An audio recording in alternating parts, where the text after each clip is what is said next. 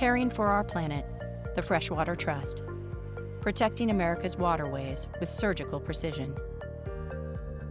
Litigation. That was environmental law's big hammer in 2000 when Joe Whitworth graduated from Lewis and Clark Law School. Back then, he says, suing the government was how you stopped bad things from happening.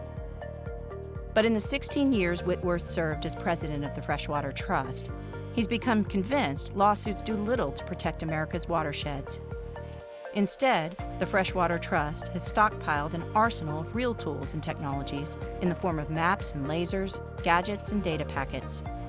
Hang out in its new downtown Portland office these days, and you'll hear the same sort of eager geek talk you'd expect in Silicon Valley.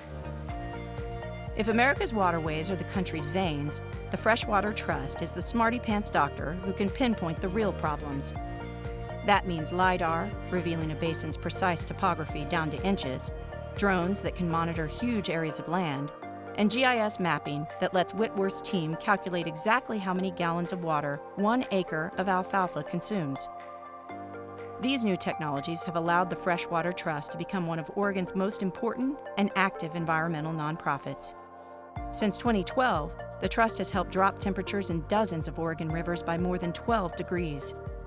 The site of one of the Trust's longest-running projects, the Lostine River, now hosts more than 1,000 spawning adult fish each year, up from 13 fish 17 years earlier. Before, we threw money at the problem and largely missed, Whitworth says. With these new tools, we can sort through 3 million acres to find the 50 that will fix the problem.